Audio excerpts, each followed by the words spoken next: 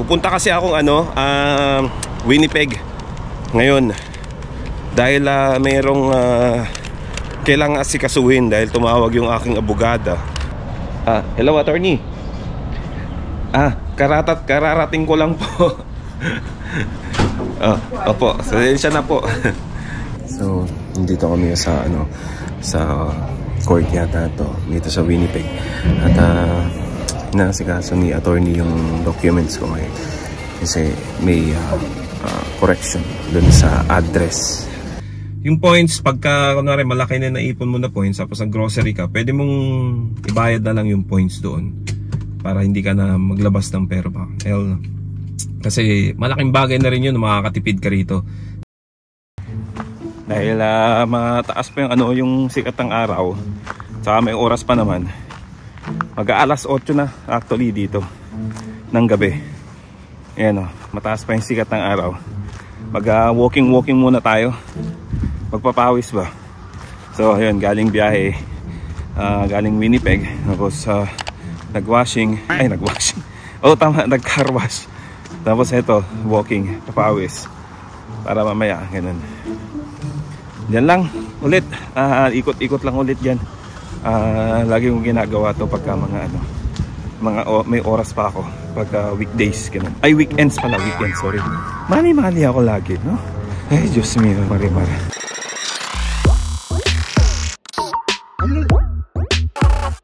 Meron akong nakikita doon sa may The Plat. May nagpapalipad ng saranggola, kite. Siyempre dito sa Canada di kite.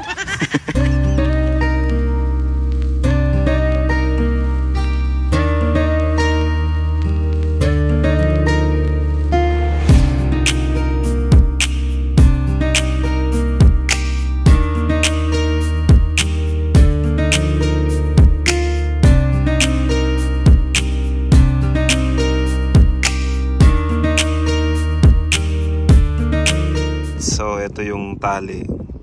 It's tight. Yep. Get ready. Yeah, there goes. No. You should. There you go. There you go, buddy. Yeah. Pull up.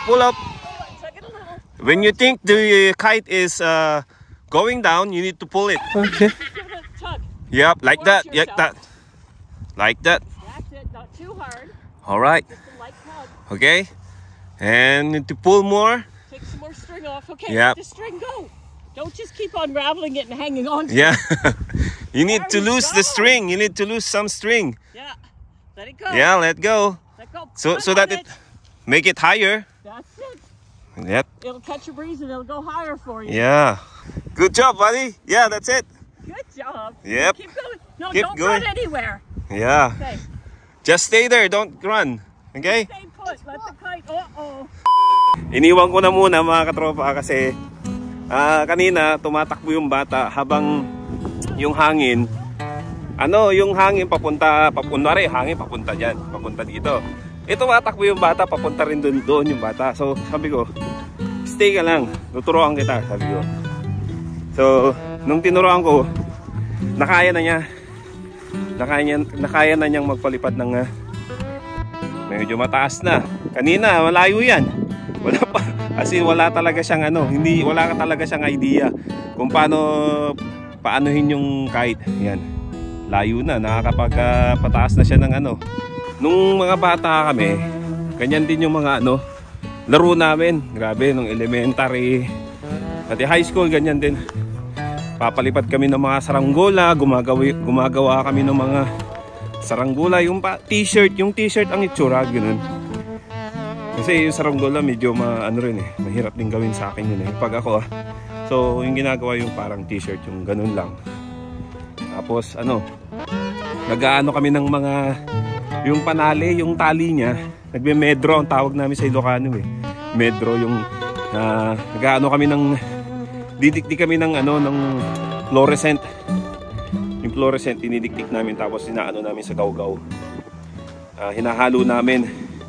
Hanggang sa pinong-pino yun para ang kasi nun, purpose kasi nun, pag may laban ng pagpapakawala ng mga saranggola, yun yung tali, mag-friction siya, Kukross sila, tapos yun, maglalaban ka.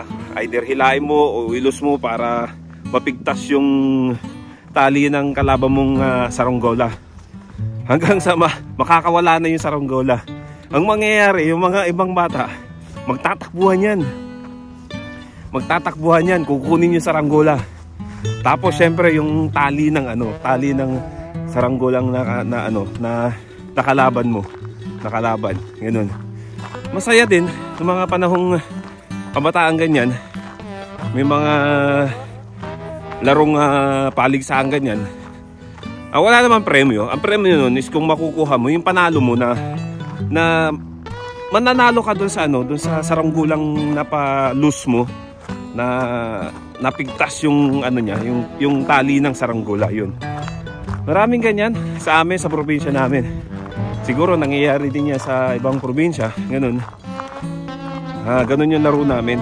So nakikita ko yung mga bata kanina. Sabi, naalala ko yung mga time na yun. Ako, one time pa nga, may nakuha akong saranggola, yung nakawalang saranggola. Tinakbo ko ng bata ako. Hinahabol ako. Hinahabol ako ng hinahabol hanggang sa buti nga, hindi ako ginulpi. Hinahabol ako hanggang sa nakuha rin sa akin yung saranggola na sa kanila. Pero punit-punit na yung saranggola nung mga time na yun. Ewan ko, napakasaya ng mga panahong yun. Pero ngayon, ewan ko lang kung meron pa ngayong mga ganyan sa mga kabataan. Meron din siguro, pero hindi na katulad ng sa amin noon na ganun kasaya. Mga batang 80s. Yun. 80s, 90s, mga ganyan. Mga kasiyahan namin nun. Ay, nakakamiss din, no? Gawa kaya ako saranggola rito. Oh, Syatong. Hindi, kasi kanina pinapanood ko kayo kanina, kaya lumapit ako eh. Kanina nakikita ko sila ate. Oo, naglalaro sila ng Syatong, tapos ito yung butas. Oo naman. Yan yung butas. Bakit matanda ka na ba? Pag matanda lang itong laro Matanda na ako, te. Tapos gaganyan nila yan. Gaganyan. Kaso madahon lang kasi. Yan. Yan laro namin nung Oh, ganun. Ang maganda rito, te, yung yung kahoy ng bayabas. Wala namang bayabas dito. Walang bayabas. Sa deboning, te. Damo kasi.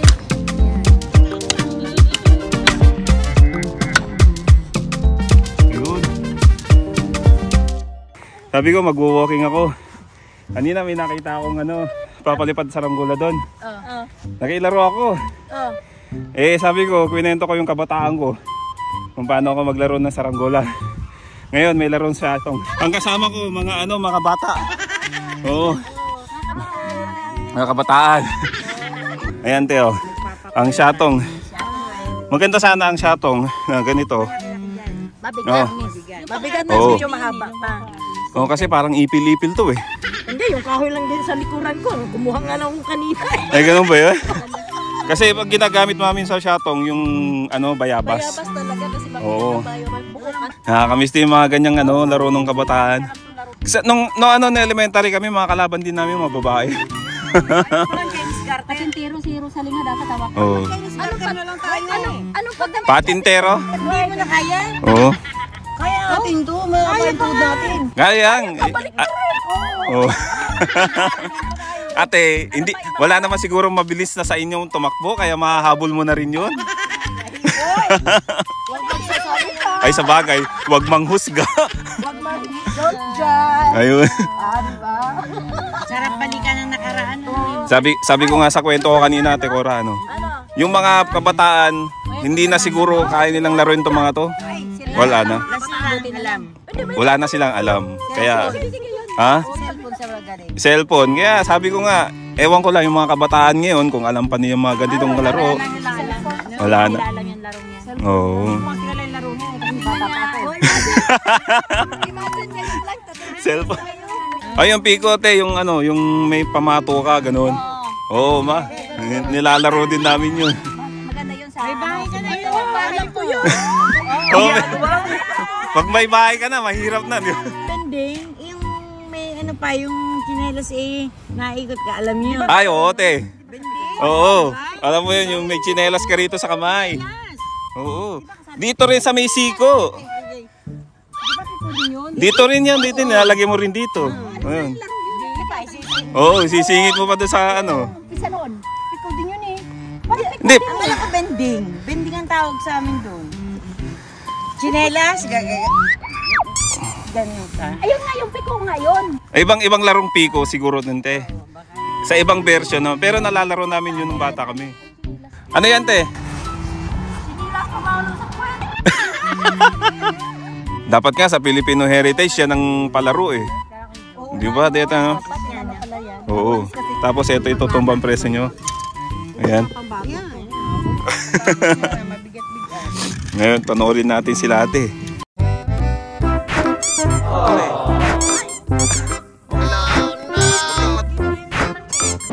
Ayun! Itayo mo muna. Hindi, tayo mo muna baka. Yan na yun, lata. Oo, te. Itayo mo muna yung lata, tapos Ah, ganun. hulihin mo siya. Ikaw ang magtatayo. Oh!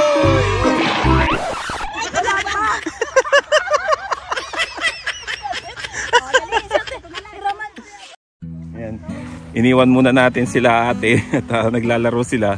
Ang mga kabataan ng Canada.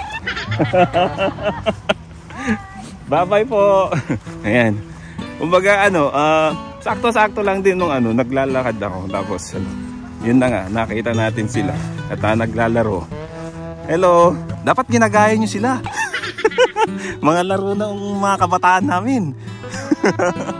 Yun, mga ano, laro namin ng mga kabataan kami. Grabe, mga 80s, 80s, 90s. Mga ganyan laro. Nag-i-enjoy na kami nun. Walang cellphone, walang mga gadgets, wala masyadong TV kasi ang TV nun, pag may TV ka na, mayaman ka na eh. Kasi ng mga 80s, ano, ang TV nun black and white.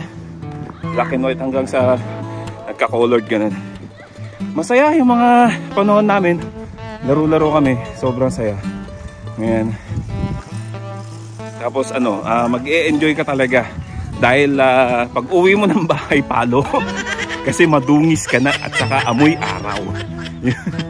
Amoy araw ka na at saka ay sobrang dungis. Magagalit na yung nanay mo. Saan ka na naman galing? Napakadumi mo. Hirap lamhan ng damit mo. Puti pa naman. Diba? Mga ganong sitwasyon ng mga bata. Nakakamiss din. Sa totoo lang. Sana bata pa ulit tayo. Pero ano lang, sana matutunan ng mga kabataan yung mga ganong laro na mulatan namin.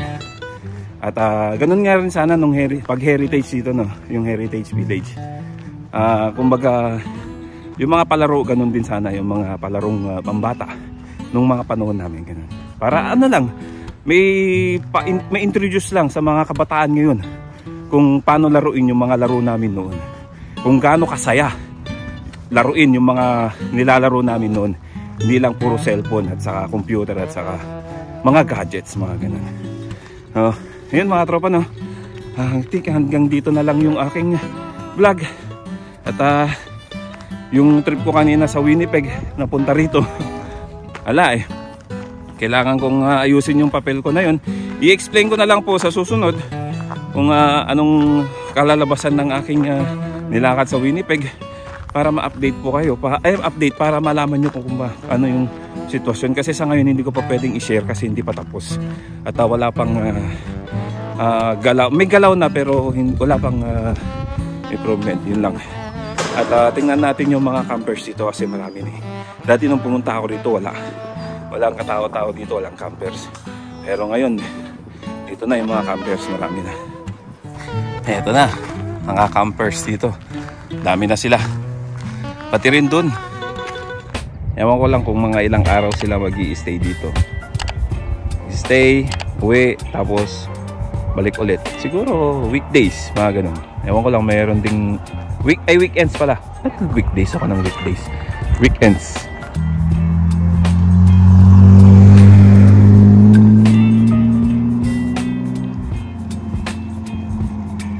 Baby, you give me ice and fire.